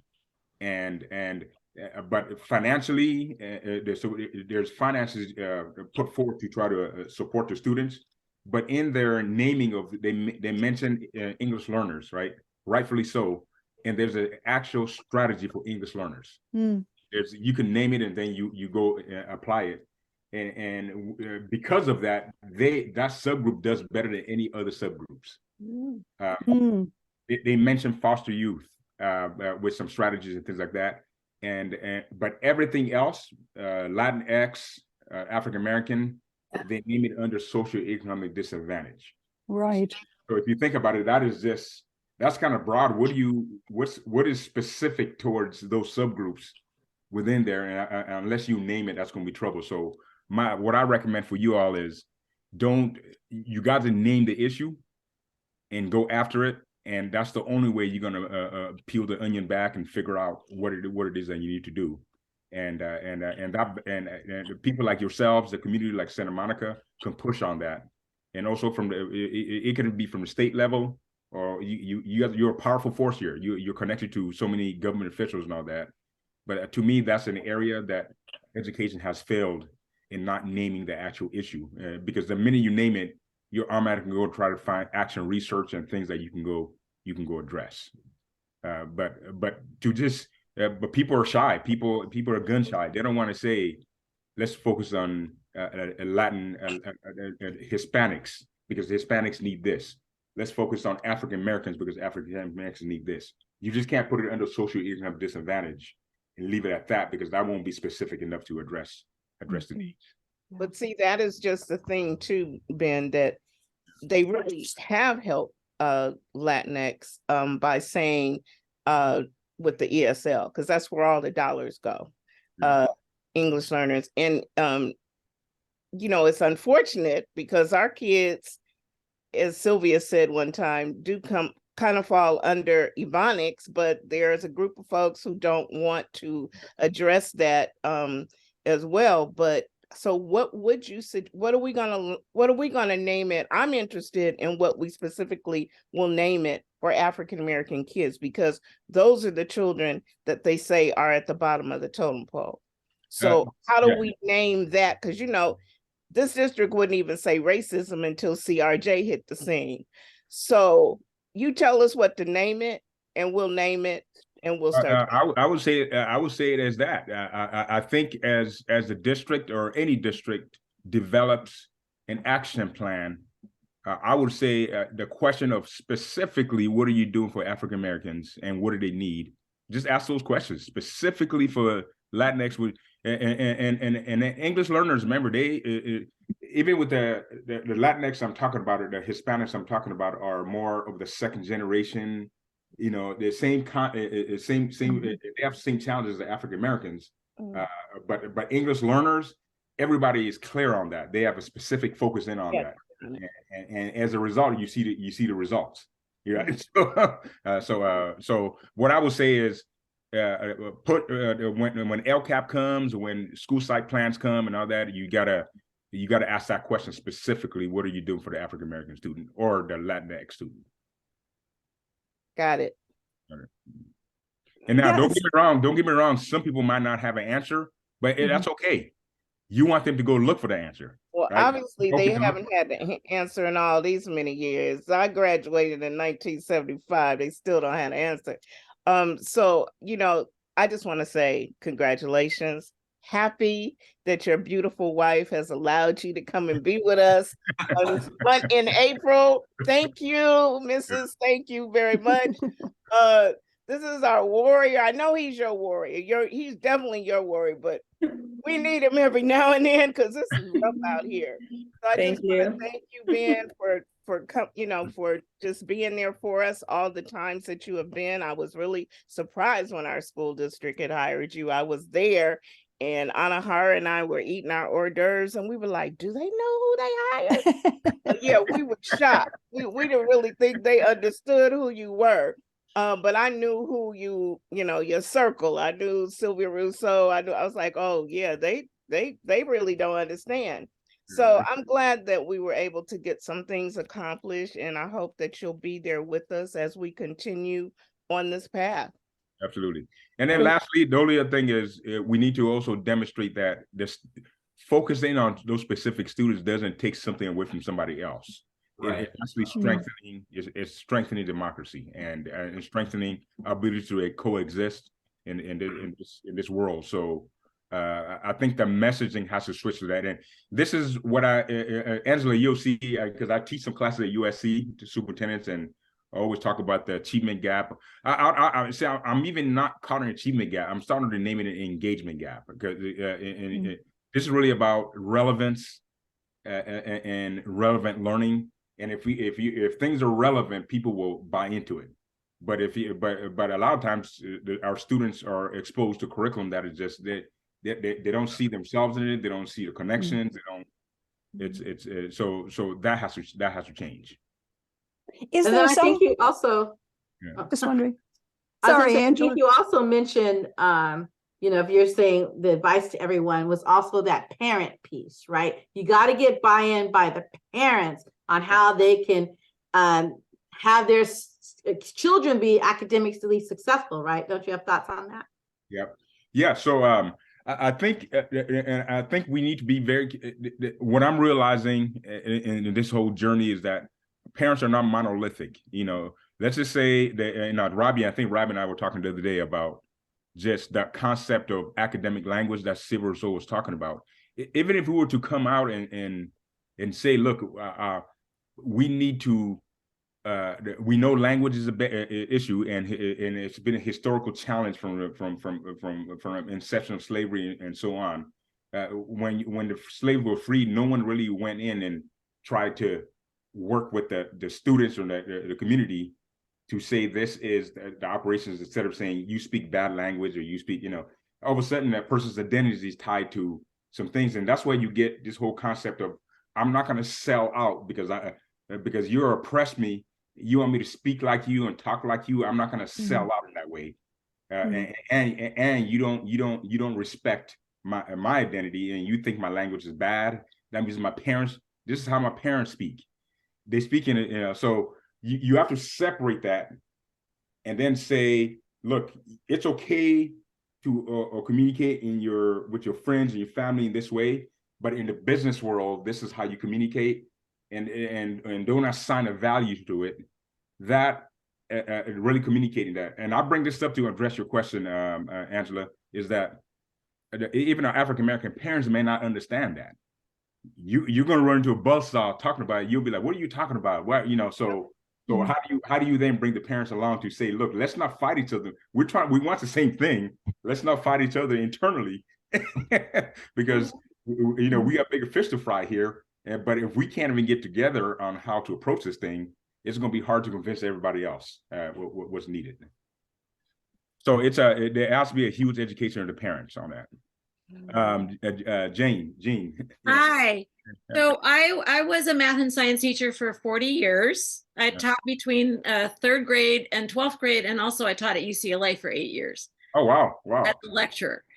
So now I'm a retired teacher, and I'm teaching kids as a tutor. Right now I have 9 kids. I have Latin American kids. I have Hispanic kids. I don't know what adjectives you want me to use. I have black kids. I have white kids. What's interesting is that most of them are homeschooled, and so they're working through homeschooling schools. I mean, like Sage Oak and so on. And I don't feel really empowered because I go into these homes and I see how the parents are with the kids. Some of the parents just leave the kids alone with these curricula that they can't do. And, math is one of the things that I feel conflicted because I love math. I was a scientist, but most of the kids can't connect with algebra and stuff like that. But the truth is right now they have to study it, right? And so I help them.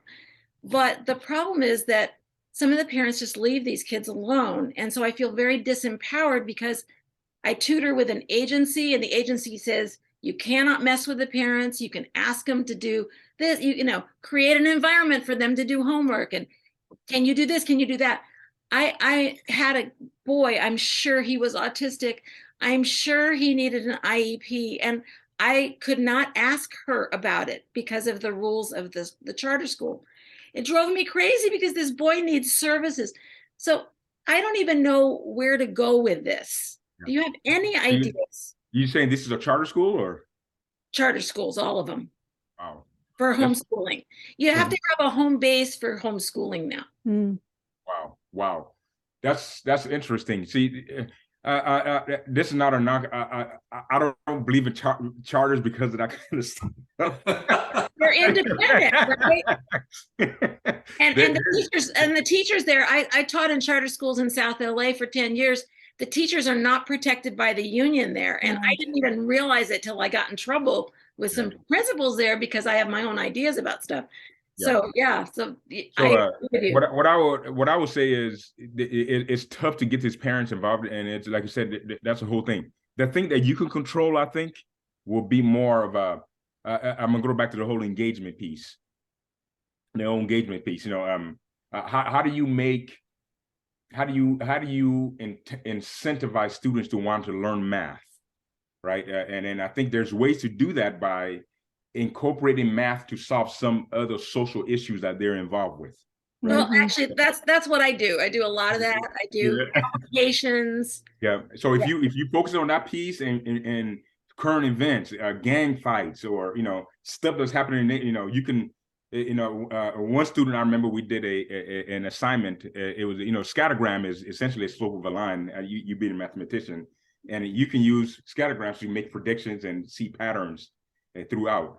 You can talk about patterns of, let's go to, I'm just using an example. Let's study the impact of COVID in terms of who was devastated, who wasn't, all that. And let's ask the question, is it a diet? Is this that? So when you go there, okay, let's create a scattergram of, let's look at all the different research, all the different, Whole Foods, Culver City versus Inglewood versus, Santa Monica or something like that, So, and then try to see some patterns of that, but utilizing math to be able to explain that concept. I think it's not that they'll be learning math, but they don't even know they're learning math. Right. Because they want to understand something bigger about what's happening in their neighborhoods, You can, so I guess my point is we got to use those imaginations, and the Common Core actually allows for that now, for that kind of time and freedom. So it's a matter of just partnering with other disciplines, other teachers, and all, and then saying, okay, how can I incorporate math with this concept you're learning in social science? And, well, see, that part I don't have trouble with. I have trouble with who's above me. Yeah. and I don't know where to go with it. So, if anybody here has an idea of who I could go to in Los Angeles with charter schools, like I'm kind of a lone wolf in my own house on Zoom and in their houses. And so if there's any way that I could get some kind of leverage with a charter school that I'm working for, it would be great. So Jean, real quick, have you contacted Deanna Sinfield from the Erics regarding special education and how they're how potentially to identify those who might be needing testing? Because I was in a CDAC meeting the other day, and we talked about how this happens, right? How this funnel occurs with kids who miss getting diagnosed. Yeah. Can you put her name in the chat? I will. I'll put her contact information. Sure will. Great. Thank you. Ben, congratulations, but I also want to ask your advice. I was at a PTA meeting the other evening at the beautiful new Discovery building on campus. Oh, yeah. And Rob Howard gave a demonstration of restorative justice. I'm wondering what the district can do to use restorative justice in as many ways as possible and convince the Board of Education that it is an essential part of the toolbox of discipline. The issue isn't the school board is on top of it. It is really I think our biggest challenge is the teachers utilizing it. The problem is restorative justice is a part of what I wanted to incorporate here, and that was my biggest challenge because the way I was using that is a way of allowing people to learn through conflict, right? And I think when you present it, you talk about anytime somebody has a harm, it could be a conflict that occurred. Usually conflict occurs because there's something's happening. Sometimes it's not obviously seen, but you have to engage the two people that are in that conflict to try to unpack what happened. And I think when you do that, sometimes when you have conflict between teacher and student, and you have the restorative conference, what happens is so often microaggressions and things make surface that wouldn't you never even thought about. So the system operates in that way and addressing conflict through restorative practices, but the whole process has to be with all teachers being a part of it, making the rules for the classrooms, because your whole discipline policy could be a restorative way where you have circles you discuss. So let's just say, for example, Michelle, if a student blows up a class because there was a sub in the class as a teacher, and the student does something, and all of a sudden the class was disrupted. Okay, a restorative school, before that the actual teacher comes back, hears about it, instead of just punishing that kid, they actually have what we call a restorative circle in which everybody shares what happened in the situation. The teachers gets to share about how they worked extra and they went to this professional learning to help the students, and they had to do extra work to prepare for them. All of a sudden, this incident occurred. That hurt me because, as a teacher, that hurt me because I lost time with my family and everything else. I'm trying to help you, and yet you guys disrupted this. I don't understand. And then you'll have other students talk. Guess what happens in that situation? When the words come out and the person that disrupted is actually a part of the process, is going to hear that this thing wasn't funny. This thing wasn't funny. This harmed people, and let's not do it next time again. So, right. So, but imagine the whole school, all classes are able to do that. How powerful we're going to learn from each other in dealing with conflict. And conflict can be fights. It can be arguments. It can be blow up in classrooms. It can be something more serious. But in that process, you can learn from each other. So why do you think teachers are especially resistant? It's just change. You know, if you're a teacher, it's just hard. Anytime you have something new, and oh my God, this is something additional thing, and so it's a matter of working it through. But Rob does a good job. He does, and a lot of the problem is they see him as a restorative justice. That's not the case. Restorative justice isn't Rob Howard. He's the coordinator to help us understand it. But because people love it, but they don't want to learn themselves how to do it, so they call him. That's I see. Yeah, thanks a lot. Yeah. And just last thing on that piece, it really has to do with you'll notice Rob is very personable and is vulnerable. Oh yeah, very charismatic. I mean, really, absolutely, yeah. So if you're really going to apply restorative justice in a way, anybody can do it, but there's a level of vulnerability you got to be able to have, because you got to be able to be genuine in your dealing with situations. Yeah. Thank you. Thank you. Oh, Keith, how do we see you? Hey, how you doing? Hey, we're here. We're making it happen. I know Sonia, you had a question. Oh, actually, I didn't have a question, but I thought that was really fascinating, that description of how restorative justice works. And I really am so happy to see you, and good luck in your new district, and keep coming back and visiting us and sharing your wisdom. Are you going to be listened to when they decide how to select the next superintendent? Is there a way for the former superintendent to have some role? I made clear my recommendations. I'm not going to tell you this, but I made clear my recommendations already. So okay. So you've had a say. This is good. This is good. But I won't say it here, though. Of course, yeah. So the Oscar goes to. Okay, well then, so to that point, what are the talking points? Because a lot of us are going into those meetings with them and talking about what our recommendations are. What are your talking points we should go in there with? I would say get somebody that's going to be able to work and get the teachers to collaborate and work together. This is about getting the collective wisdom of everybody in that room. All right. So you need a leader that knows how to bring the teachers along. Just as we mentioned about restorative justice, even though I believed it, and by the way, it is a part of my theory of action, and I use it as a portion of saying that a part of my theory of action says that we always have to be in a state of reflection around issues of equity, and restorative justice is a tool for us to accomplish that. Right. And also the parent surveys and student voice and things like that. Those are all part of it, but restorative justice is there. But in order for restorative justice to occur, it can't come from the superintendent saying this. It has to be from the work happens in the classroom with the teachers. So what kind of skill does that superintendent have to be able to get to the staff to make sure that they're doing that? And a lot of it has to do with, sometimes the teacher doesn't want to change or change the practices, things like that.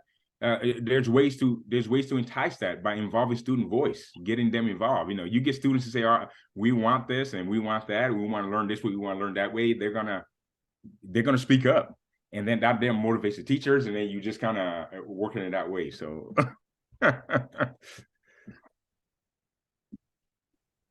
I have a question, Ben. So, whether it was up in the Central Valley and then into Santa Barbara, and then here in Santa Monica and Malibu, you just mentioned bringing the student voices, deeper into that kind of conversation.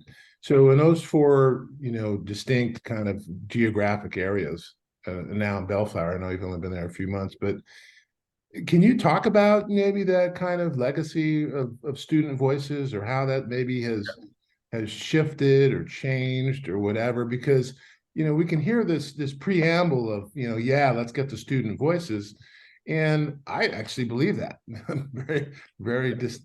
because students are clearly interested in learning certain things, and sometimes the adults may not know actually what's best for the student with respect to certain kinds of learning. And so hence having an open ear to them is a good thing. But so can you talk about that? Maybe it has to be done in a systematic way towards something. You just can't say I'm going to listen to students just for the sake of listening to students, because you hear a bunch of stuff. So I guess I'm gonna let you what I'm doing in Bellflower is, and we're setting all this up. But what I told the board is we want to be. And I think, and Keith, you might know this, because is what I attempt to do in Santa Monica, Malibu, is to make sure on a yearly basis there's this. We live in quadrants, 4 quadrants in a school year. The end of the year where we develop. It's 7 o'clock. Excuse me. Where we review the previous year's work. That includes students, how they feel. That can incorporate student voice, the surveys that we give them, and the surveys needs to be meaningful. We got to make sure we have good parent surveys, and then also the data that we collect in terms of discipline and everything else. And then there's a game plan for that. And then in the beginning of the year, so that plan, each principal should look at that data and develop their school site plan, which is in alignment with the district plan. And that's the LCAP and the school site plans. Right. So if you want to know, for example, all of you want to know if there's a specific plan for African Americans, that's where you go look. Right. That's where you go look. There you should find what the district is saying they're doing specifically for the different groups. So, and then in August is another conversation you have with that plan.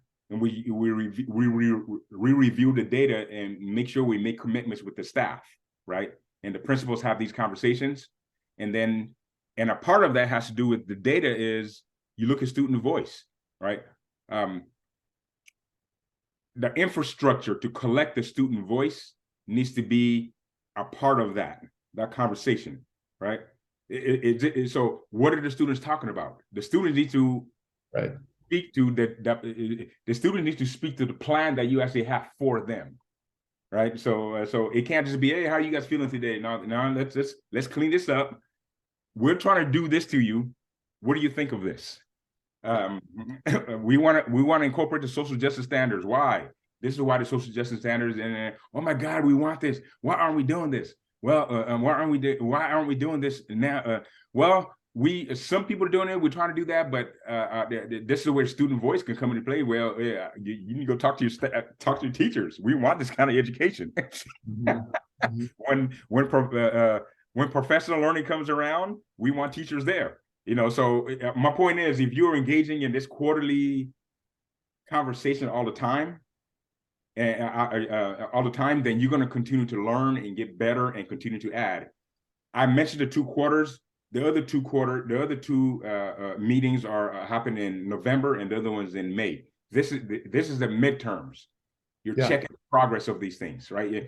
The other 2 are just stuff that you're going to do, but these are the midterms. Okay, students, what's going on with you guys? We're starting to see the trends with the African Americans getting suspended more than the whites. What do you think is happening here? Or actually stopping in November and asking that question.